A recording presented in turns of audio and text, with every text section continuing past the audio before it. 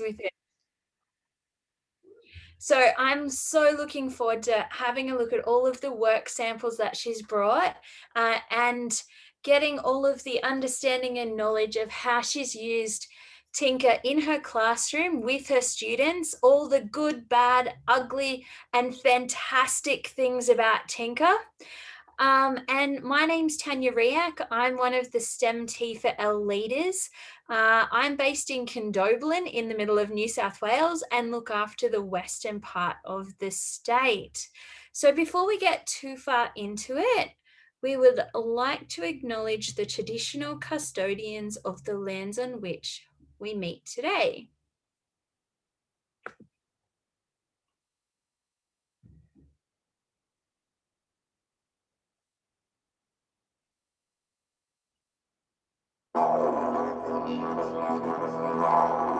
We acknowledge the first Australians as the traditional custodians of the continent, whose culture is the oldest living culture in human history. We pay our respects to elders, past, present, and emerging, and we respect their cultural heritage, beliefs, and relationship with the land. We extend our respect to all Aboriginal and Torres Strait Islander people here today. They share the memories, traditions, and hopes of the traditional ancestors with the new generation today and in the future. We would also like to thank them for looking after this land for thousands of years.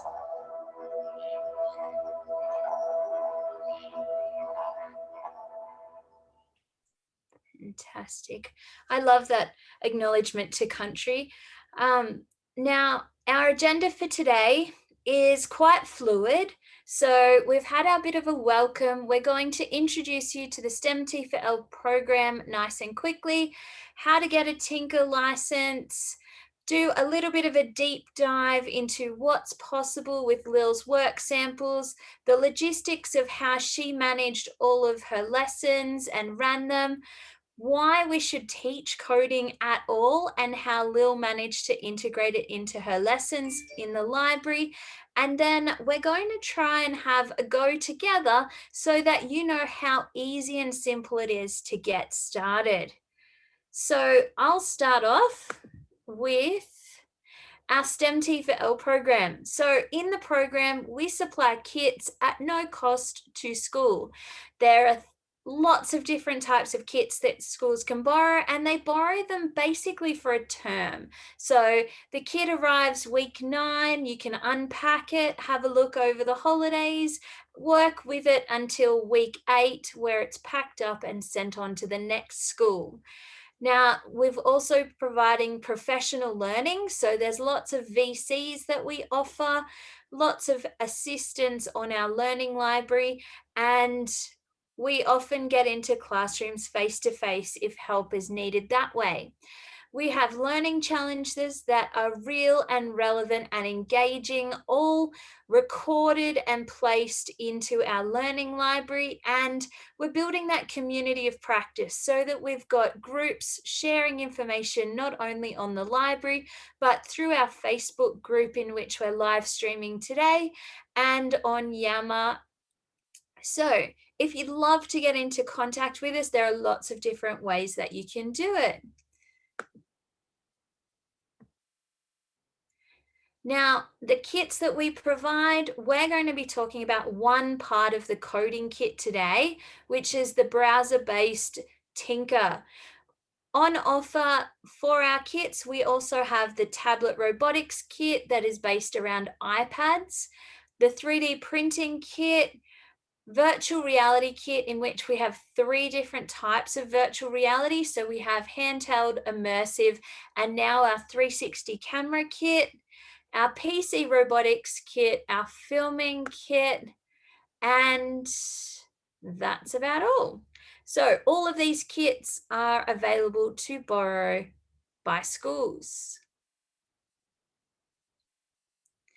Now, our learning library is a huge part of our program, and that's our repository of all of the information that you'll need to know about borrowing the kits, using the kits, teaching with the kits, and what to do once the kit leaves to continue on with your journey in digital technology. Now, I'm going to show you how to get to the library, and I'm going to stop sharing this screen and share my next one, because we get to the learning library through our portal. So I'm going to share you my portal. Now, I've already bookmarked it so that it's on my front page, but on the left-hand side, you have My Learning Tools. If I click on My Learning Tools, all of the learning tools come up, and we are the STEM T4L Learning Library down here. Now, the STEM T4L Learning Library isn't available for you to Google. So you're going to need to know either the short link in which you can save it to your favorites, or through your portal is the other way. Now, once you're in the library, there is so much on offer. We have creating boards and live learning challenges. We have all of the kit information here. We have information for students, because this is actually available through the student portal as well. Obviously, the students don't get the chance to book a kit, but they do have the chance to have a look at all of the kits and the teaching resources that go with those kits. So if you have students that are accelerating through their regular work, they can jump in and have a look. Now we're going to go to the coding kit here. And with the coding kit, you'll notice at the top, there is a pro subscription for limited schools. Now you can click on to the pro subscription information on Tynker, apply now, and you'll be able to get a Tynker license for your class to use at school at no cost. And this Tynker license lasts for the term. You can have amazing opportunities in which to teach your students how to code, but also use these lessons within your regular curriculum. So there's some fantastic lessons in Tynker on maths, geography, history, you name it, you can modify a Tynker lesson for that KLA. And the reason why you would go a pro subscription over the free version is because the pro subscription gives you a whole stack of teaching resources, and Lil's going to show us those in a minute, where you've got tutorials and even classroom PowerPoints and all of the answers, so that when you give the students the curriculum, you'll be set. Okay, I'm going to stop my screen sharing now, because now that you know how to get the coding kit, let's have a look at what is possible with Tynker.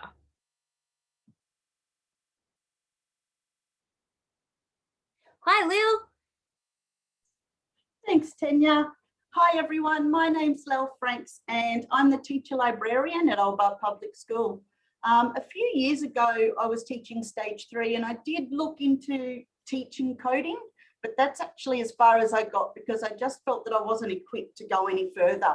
So last year, when free access was offered to teachers with the COVID, I actually signed up each of my stage 2 and 3 classes, intending to give them a little bit of an opportunity to explore coding during our library sessions.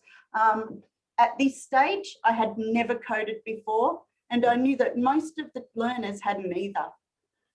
Basically, I just wanted to see if I could try and adapt. So towards the end of term 3, my first Tynker lesson was teaching the kids how to sign in using Google, and then they spent time getting familiar with the platform, creating usernames and avatars, and just picking up that enjoyment of being on the platform.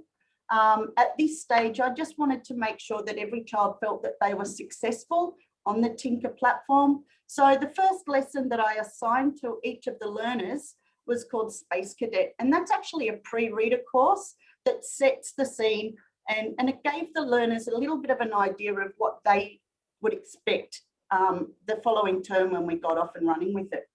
So Starting off easy gave a really good opportunity for the learners and myself to feel confident. Each lesson in Tynker has step-by-step tutorials explaining the code block, how to attach them, what it does. The learners started to develop a really good understanding of algorithms, and my confidence to teach coding also developed. So in term 4, I structured my coding program based on the scope and sequence provided by Tynker. Stage 2 were assigned programming 100 and stage 3 did programming 201. I must admit, I still really didn't know how to code. Each week before we would assign the lesson, I would actually run through that lesson myself, just to make sure that I was confident and that I knew what the kids had to do. Tynker provides lesson plans and a class presentation that outlines the learning intentions and the objectives of each block, each new block that's, of each lesson, and the details of all the new blocks that are introduced during that lesson. Plus, teachers have an access to the answer key, which was really, really important, especially for me. If you don't have a deep understanding of coding, that support just makes sure that you can complete the lesson successfully. I've really been amazed at how each and every learner has been able to learn how to code. And I do admit there are learners that are much better at it than I am. It was really wonderful to see children who were initially reluctant in coding to develop that confidence and really became motivated, because as they progressed through the courses, they would earn badges, and each child just wanted to earn those badges because they'd display on their pages and everything like that. Tynker also provides all of the differentiation. So while we were coding with blocks, I did have learners who felt that they were a little more advanced. So they just flicked the little icon at the bottom of their workspace, and that made them able to use some Java and Python language to engage in different languages. So they felt that they were working at their level as well. One of the best things about giving the learners the opportunity to learn to code using Tynker was watching children with learning difficulties really progress and gain that confidence in Tynker, and they really learned how to code. In particular, one child with dyslexia actually became one of my best coders across everyone. So it was just really important to see those children succeed. One thing that I did find was that I could only assign each lesson the morning before the classes came to the library, because the kids enjoyed it so much. They were logging in at home or in free time in class and that kind of thing. And they would get to the lesson before we actually joined up in the library. So I just had to make sure that they were assigned just before they came up. In Tynker, the learners can access different projects that don't need to be assigned. While we did the assigned lessons during library times, children were logging into Tynker at different times, making Minecraft mods, creating a variety of projects, games, animations, and stories. They really did interact with the platform. So I thought I would share a couple of work samples created by the learners. Yeah, is that all good? Perfect. Excellent. All right, so I am now going to share my screen, and this one, the first example is actually it's a joke made from a Year 5 learner.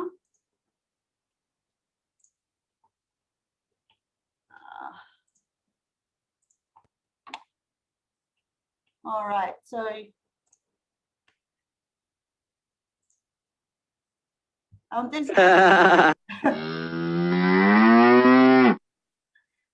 so this learner's just coded the joke and added a sound to it. There's another one much the same with a different background. This was from a Year 3 child. Well, was this the start of their coding journey? No, this was halfway through their coding journey. So I really wanted them to develop the confidence, and it did take them a little while to sort of pick up as to, you know, what they needed to do. And once they grabbed hold of what was required and using those tutorials, they just sort of flew with it from there. Yeah. Fantastic. Yeah, so the next example I have for you, this was the second last exam. This was the second last lesson that I did at the end of the term, and I just wanted to put it into a little bit of a real world experience. So the learners were told they were astronauts and they were to collect samples from the moon. And both stage 2 and 3 did take part in this lesson, and their mission was for the lunar rover to reach the satellite. And it was great to see the variety of outcomes that we received. So this one, just all automatic, the students programmed that rover to reach the satellite, and then for the message to come out of the satellite that the goal's been achieved. In this example, the student has actually then drawn on the rock to make it look like a volcano. This was a Year 5 student. And this is more interactive. They've actually coded the keys to move the rover. And they just move the rover to get to that satellite, and then it pops up to say excellent. And the last example that I have is a young boy who did a fantastic job. And I'll show you some of the codes behind this one in a minute. He's added lots of actors on the stage and really got involved in it. Again, he's used the arrow keys, programmed the arrow keys to control the rover, and he's also added some animation. Program the rover when the rover changes direction, and it changes as well. Work our way up to the satellite, and there's a little bit of game over. So that one in particular really impressed me. That one's fantastic, and I can't wait to see the code. Yeah, so I'll just go into here.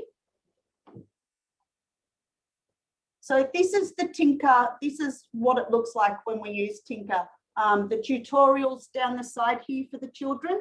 It's step by step. It directs everything for them, gives them that direction to go. And then we have all of the different actors on the stage and all the different codes for each of the different actors. So this is actually his program for his arrow keys to be able to move the rover. We have the satellite program that he's made. And you can see where he's got switch costume, so it goes game over. And then he's even put in another little small rock here where he's gone in to edit it, and he's created little bits on top of that original actor to give it a little bit of colour.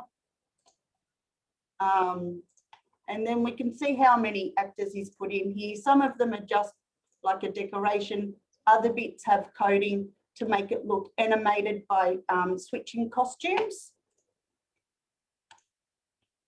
So they're all the bottom codes for those bottom bits and pieces down there. Now, Lil, with the tutorial, yeah, you can see the tutorial now, and on the side you can then, when you click next, yeah. Can you just keep flicking through, or do you have to do what the tutorial says before they need to actually follow the tutorial. The tutorial will tell them where to drop and drag their blocks. So, and then like they might drop and drag a block, and then it will tell them that they might need to write something different inside that block, or the children themselves actually got to the point where they wanted to change a message, so they might write something in as well. So it's a matter of drag and drop. This student, though, went further than the tutorial, didn't he? Absolutely. He added lots of extra actors onto that stage. He spent quite a bit of time on this. This is the thing, the children would just become so motivated in what they were doing. They just wanted to they just made it a competition. So at the end of every library session, I'd have at least a 10-minute section of our lesson where we just display what we've been doing. Children were making games and they wanted to share their games, and get other children to play their games and that kind of thing. So that was really interactive and really motivating. So even the reluctant children really got involved and took part in that as well. Absolutely, because we really want our students to be creators rather than consumers. Yeah, well, one thing I did find is that they were really good problem solvers. So, you know, when they're doing this kind of thing, they really do need to use that computational thinking and their problem solving to make sure that if there is a bug in their code or if it's not working properly, they need to work out why. So, yeah, they're doing better than I can actually code. No, absolutely. And they often help each other through an issue, don't they? Rather than needing the teacher to be the one and all answer. They definitely do help each other. Yeah, as I said, I'm learning how to get to this point in coding, but these guys are helping each other. Yeah, there's lots of peer talk. There's lots of movement around the room. There's lots of helping. Yeah. Fantastic. That looks so good. Now, Lil, you're going to show us through the teacher dashboard to show how easy it was to have your classes set all of their activities. Yeah, absolutely. So these are all of my classes that I've put in. I put year 2 in, but didn't end up actually getting any year 2 children to take part in it just yet, because I wanted to make sure I was doing it right. So I got the older kids to sort of, you know, help me more than anything.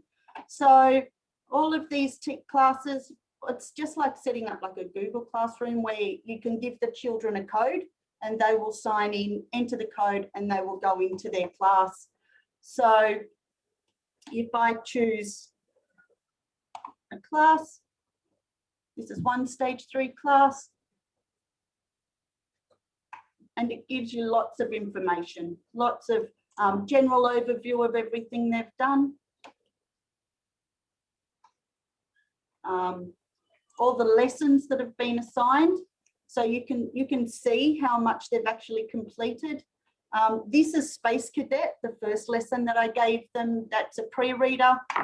It says here years 1 to 2, but I just found that because they didn't have that background understanding in coding and hadn't done it before, I just wanted them to be successful so they didn't come back term 4 and go, oh, I don't know how to do this, it's too hard. It's the grade book, tells you how they've progressed through all of the sessions that you've had. And it shows you all the, I've actually, at the end of the session, at the end of our unit, I just put up heaps of different courses for them to choose what they wanted to do at the end. Most of them actually chose to go on to projects themselves and complete some projects. Most courses have quizzes at the end of it to make sure that just to test to see the children's understanding. This was really good. I found this really important, as far as I got a good idea as to how they were understanding or whether they were really gaining an understanding of what we've done. Mastery of content.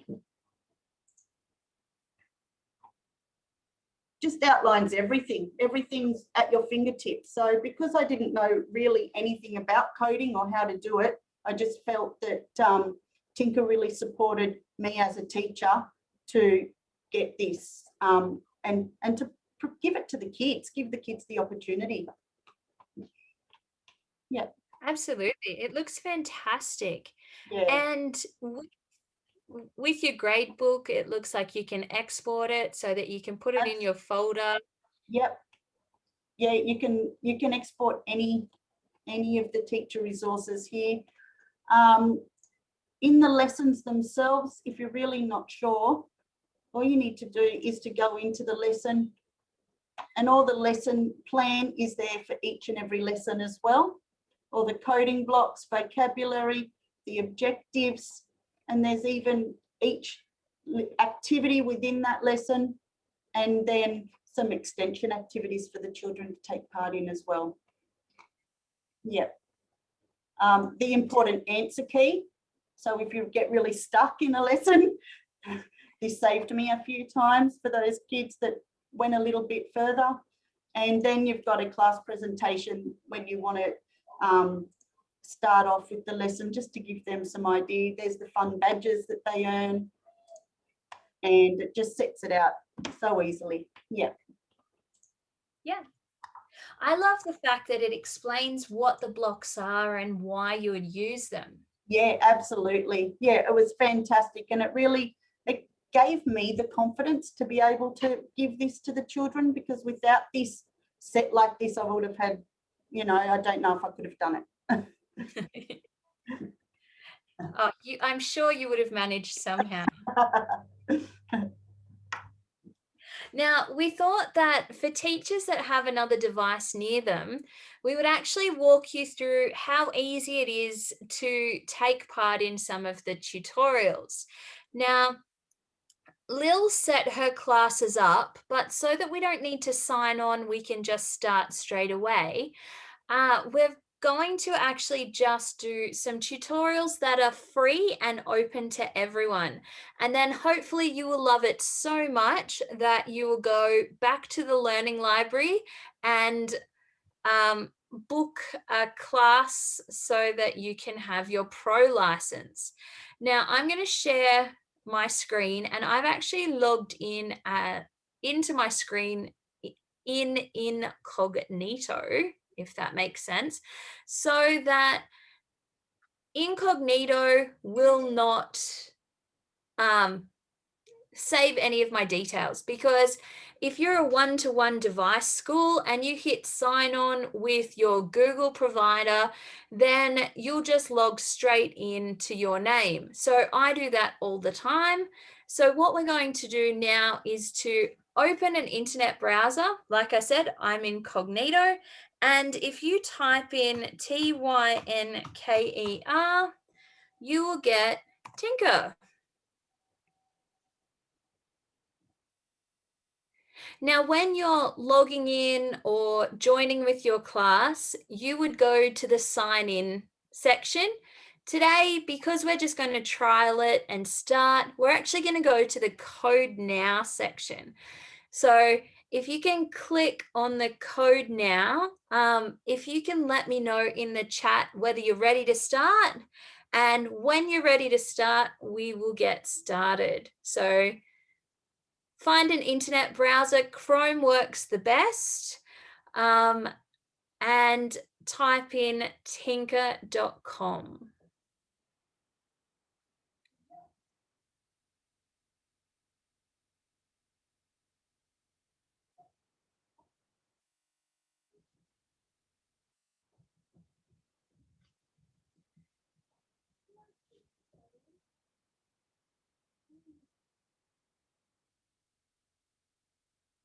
Now, I just realized I can't see the chat while I'm sharing, so I'm hoping that you're in close.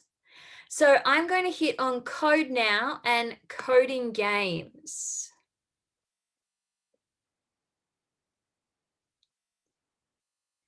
Now, there are coding games that you can complete at different ages, but we're actually going to go to this where it says workshop. So we're going to create our own object. Now in the workshop, you've got the choice of block coding, Python, JavaScript, HTML, and then things like Minecraft, robotics, and STEM. We're going to stick with block coding for today's workshop. If you're a high school teacher and you want to follow along, go into Python and JavaScript if you like. Now, we're also going to hit beginner projects because actually, were we going to go beginner or storytelling? I think we decided storytelling.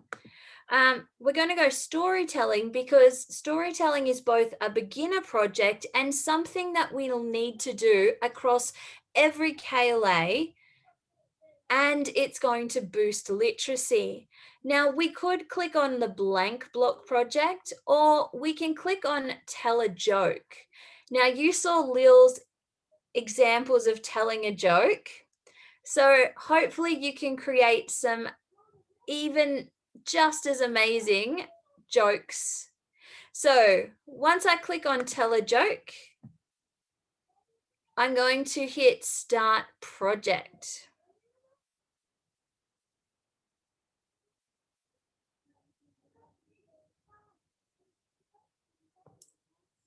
Tell a joke. In this project, you'll make the birds tell a joke. Now, you can hear that the tutorial will actually speak to me with this button. It plays the sample project so I can see what's expected of me by the end. And I can close the tutorial and start coding with the last button on the right. Now, in the project, we're going to make the two birds tell a joke. So we'll have the ability to change costumes, add dialogue, play sounds, and rotate actors. Now, last week when we were in Dubbo, we actually used a tutorial a bit like this for the students to tell us all about their holidays. So you can use these in any way that you like. So what we'll have to do, click on next, find what we have to do. So the tutorial says, customize the background, attach this block to the on start block. Click the text area and add background. So we can drag it from here, or we have the ability to close the tutorial, find the block that we need, and then open the tutorial back again. So there's a couple of different ways. Customize the background. Oh, I forgot to mute her again. Now, what we have to customize the background. Now, I'm just going to move my Zoom box because my Zoom box is in the road. But with our backgrounds over here, our background is actually called our stage. And we can edit the stage in lots of different ways. Now, we can draw, paint, erase on the background, or we can actually even add different backgrounds. So we can add costumes to our background so that the background will switch.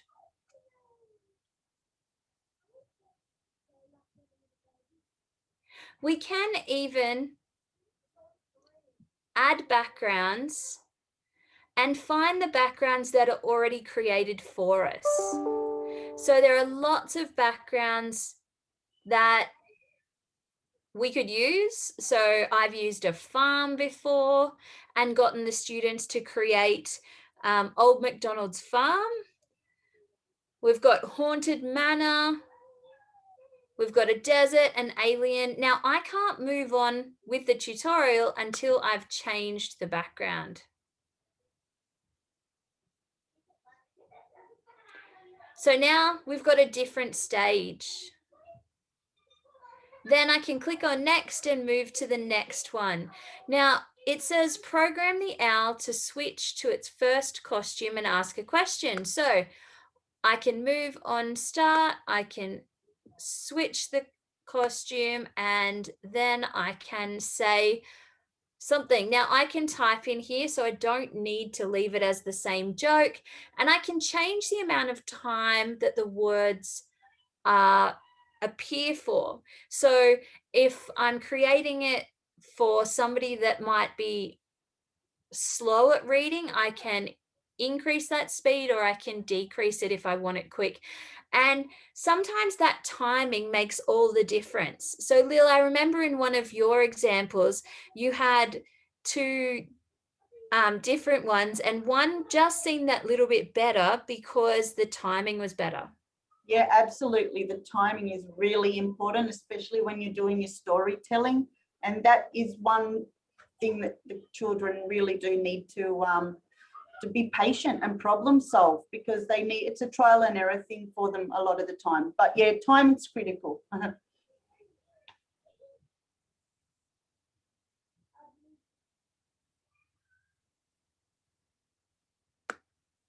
So you can see from the tutorial that you can change, oh, I'm not looking at the tutorial. There you go. So you can see from the tutorial that you can change everything around.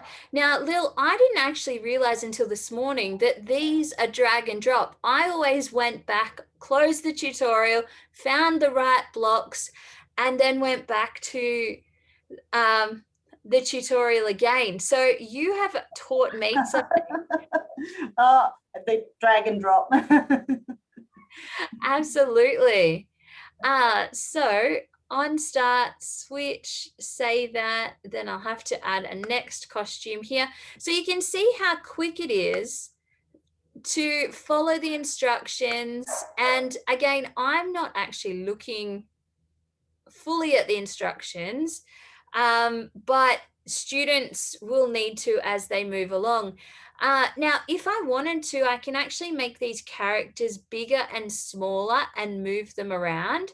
So in their, when I touch on them, they normally so I can move them here, and you can see that they've got little corners. So if I grab a corner, which my mouse is not wanting to, there you go, I can make them bigger or smaller.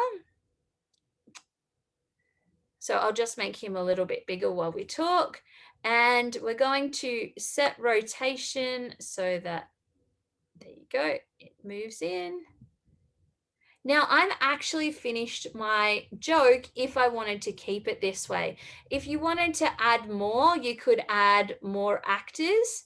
And the thing that I love about this is, Lil, you showed us how to draw items that your students did, but there's also things like a character builder. And in the character builder, you can add and take away different parts of your character. So you can change their eyes, you can change their mouth, you can change their hats. You can change all of those things to get your character to be animated. So it's not just about the coding, it's about all of those things behind the story. So if you're an English teacher, you would be in heaven because you could recreate so many books. I know, Lil, at the end, I really want you to show them the comic books that your class has made because they are just fantastic. Now, hopefully you were able to complete the tutorial here with telling a joke. It was quite simple, but that's all you really need to give the students the ability to then move on and create their own actors and create their own joke in the background that relates to their joke. And I mean, kids are like dads. They always have a joke up their sleeve. Hopefully they're better than my dad's jokes. So we've shown you how to do the actors, how to change the stage. We didn't really want to add too much information so that you get too confused in what you are doing, but I'll just play what we've created and hopefully you've had as much success as I have. So when I hit play, I have my first actor. What do you give a sick joke and a tweetment here because I've had the character change costume. Excellent. Now I'll stop sharing. If you can let us know in the chat how you went with that tutorial, that would be absolutely fabulous.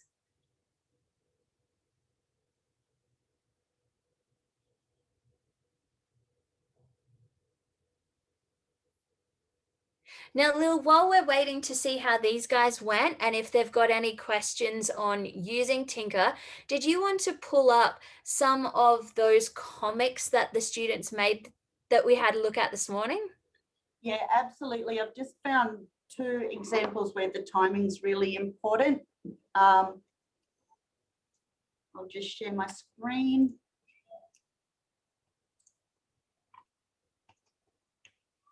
include sound because it may have sound. All right, so now, when I did that tutorial just then, I spoke through it really, really quickly, just to give you a really quick outline of what happens. But there's actually some teacher notes related to that that will explain all of the blocks to the students. So you would have some teaching time before you would get the students to complete the activity. Today, we just quickly jumped in. absolutely, yeah. And this was the same sort of thing, tutorial, step by step, took the children through what they were going to do. So this is one example of where that timing's just a little bit out.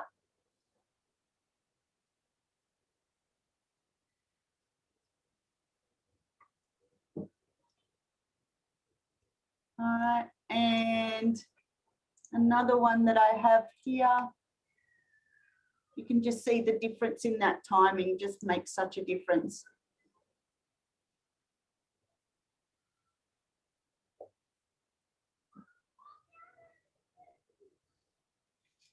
Again, changing the speed of how long the text stays up for and everything so that the children can read it. Absolutely. Now, I love these because if you're studying text types, if you're reading a book, you can use all of these different tutorials and pick and choose, or you can, like Lil, jump in and follow the Tynker syllabus as it is, in which it would go step by step to gain the students' understanding and knowledge as you go step by step. Fantastic. Now, Lil, I know that we asked you to give your top 5 tips for using Tynker. Do you think you could share them? Absolutely. I will share with my screen now. All right. Is that sharing them? Absolutely. I've actually made 6 tips. So my top tips for any teachers that are new to coding. Number 1, don't be afraid to let go and just give it a go. You don't need to be an expert. Believe you me, there will be a child in the class that will be able to help out. And it took a long time for me to understand that that was okay. You know, these children, they're ready to get their hands onto coding and give it a go, and they really like it when they can show the teacher what to do. So that was really important, actually. Number 2, I said it in my welcoming speech, only assign each lesson on the day you plan to do it, because if you assign your lessons a week or 2 weeks in advance, they're going to be done before you get a chance to do the lesson side of it as well. The children just want to get their hands in there. My 3rd tip is to practice the lesson before you assign it. They don't take all that long, and the tutorials there, it will help you out, and it gives you that confidence when you come to stand up in front of the class. You know, it helps you know what needs to be done, you know each step, and then you can provide that support on to the children. My 4th tip was I started really simple. Pre-reader courses that I started off on gave the children some just some motivation and some confidence to get in there and give it a go. They weren't worried about giving it a go, like, oh, coding, that sounds really hard. They were just prepared to get in there and get their hands dirty. Number 5, provide extension activities for the learners who want to fast track their learning. I would let the children do projects, or I would actually even assign a Python course for those children that really did want to fast track their learning. Tynker really provides those tutorials for each and every course, for each and every lesson. So the children will learn by reading the instructions and giving it a go. And at the end of each coding session, make sure you've always got some time to share the projects with the class. I just found that it really gave the children quite a lot of incentive to put the effort in, go that little bit better and put the time and effort into it. They like to impress their classmates, and it also provided children that weren't as confident with a benchmark that they could say, oh yeah, I can do that next time, or yeah, that's how I could make mine better. So it was just a win-win situation by taking that time and sharing each of the projects, or the top 5 projects each day sort of thing. The children got to decide what projects we were going to play or watch, or, you know, it was their call. Yep, no, absolutely. Thank you so much for sharing those. I know I've been amazed at your journey through from starting out not coding anything to the amazing works that your students have been able to complete. Now, I'm not sure if we actually started with why you taught coding. So in the library, I always think of the librarian just getting kids to read a book. I guess I always have had a passion for technology, and I do like to include technology into the classroom when I've been in a classroom. So coding was just that little step extra that I hadn't taken. I'd always use Google Classrooms and use technology in my day-to-day teaching, but I was ready for another challenge, and I just wanted to give the kids something to challenge them and the opportunity. So I had to put my own pride aside for a little while. You know that nothing worth doing is easy. So I know I've struggled with coding, and in my role, coding's a big thing. And all I did was to learn from other people and practice. And that's the one thing that you need to set time aside to have a go. Yeah, absolutely. And each of the lessons, you know, I'd sit down of a Sunday night before I'd assign the lessons, and it'd take me half an hour to sort of work my way through it to get an understanding. And it puts in your mind what needs to be done and puts your mind at ease as well. Absolutely. Being ready and prepared for class. Yeah. Now, I'm just going to quickly show, because we've got 10 minutes to go. I'm going to share my screen, Lil, and we didn't actually talk about this part, for the teacher training that Tynker offers. Excellent. I've managed to minimize. There you go. Share screen. So Tynker itself offers its own teacher professional development where you can register for workshops, as well as our program offering these workshops as well. Now, with the workshops that Tynker offers, they're specific just for using Tynker, and you can actually get Tynker badges like you can get a Google Classroom badge, where you can be accredited for, or certified is their word, for actually being able to use their programs. And at the moment, well, as of last year, I was the only Australian certified teacher, which is kind of exciting, the first one in New South Wales. And how I learned how to do coding was through these workshops that they offer. And the fantastic thing is that some of the workshops might be at like 2 a.m. or 3 a.m. because it's American time, but they actually send all of the participants the recording. So you can actually work through the recording at your own pace and complete all of the requirements in your own time. And currently I'm trying for my intermediate badge and completing all of the activities in advanced Python. So it's taking me a little bit longer than the block coding to get them done.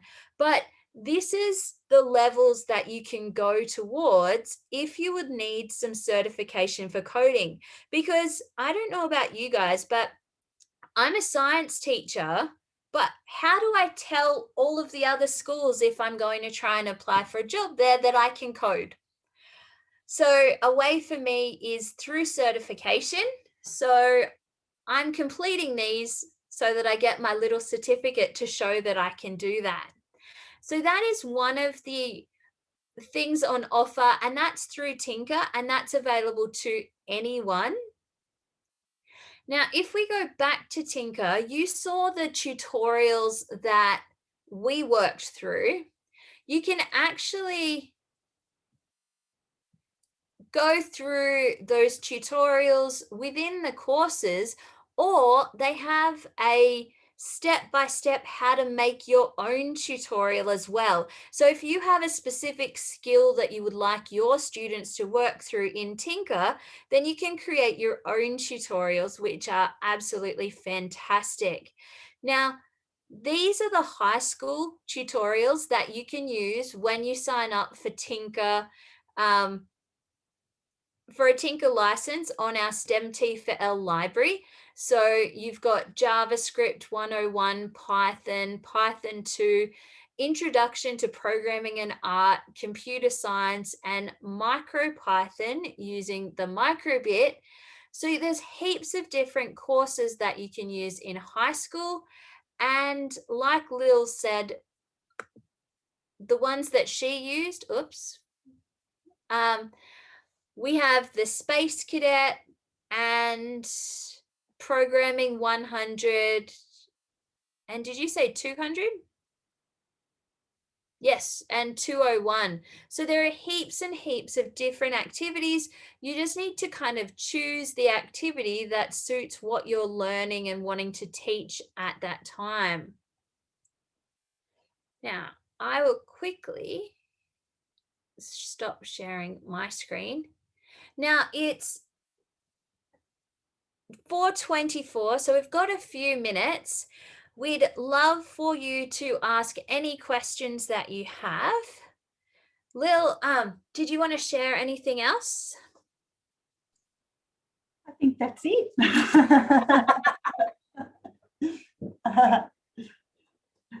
Absolutely, we might get a little bit of an early mark. Well, I'll share my screen again, only to show you, and I'm not on the right. Just a second. That we have lots of support available. So if you ever need any assistance in Tynker, please let us know, because we really want to make sure that your journey into coding is really simple and smooth sailing. We don't want anyone to worry about getting started. And we have the ability to use our social media for support. So our social media channels that we have are our STEM T4L Facebook group and our STEM T4L Yammer group, as well as all of the STEM T4L leaders that cover the state.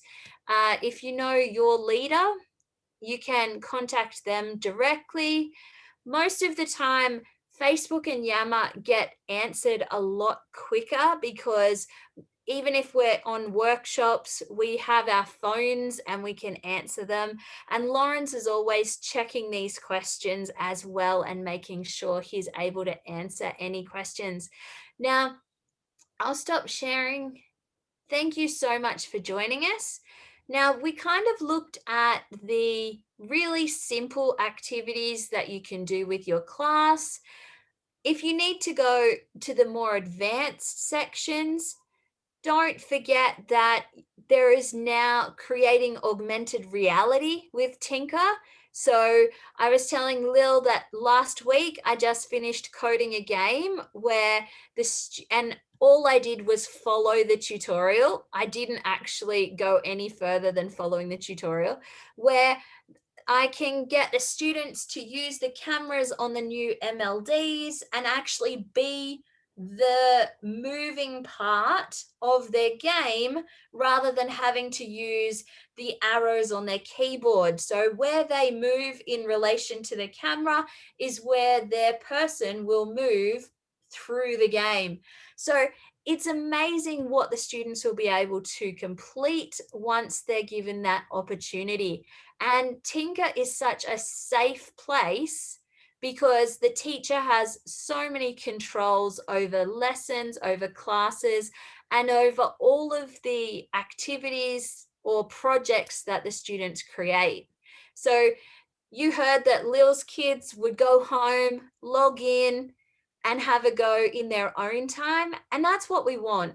The students to feel like the learning at school is so engaging and exciting that we want to do that learning from home. They considered it playing. They really enjoyed it. They saw it as a lot of playing, so it was really game based, and it was fantastic. Yeah. Absolutely. I know for the first few levels, especially in those pre-reading, it is like game based. So Yeah. you're moving your person around the game and you're learning what the blocks do and why you put so many blocks in a specific order. Yeah, absolutely. Really cool. And although we showed you the primary school version, we've shown you that you can use it in secondary, we didn't actually have time today to show you Tynker Junior. And Tynker Junior is just as exciting. And little students from preschool have the ability to learn to code using that Tynker Junior. And you've also got that option of using Tynker on not only laptops and Chromebooks, but you can also use iPads as well. And so that kind of doesn't matter what device your school has, you've got the ability to teach coding in this format across all devices. Excellent. Well, we haven't had any questions yet, but we will stay on the line. So from myself, from the STEM T4L team, and Lil, thank you so much for coming. Thank you very much. Hopefully we'll see you next time. Bye. Bye.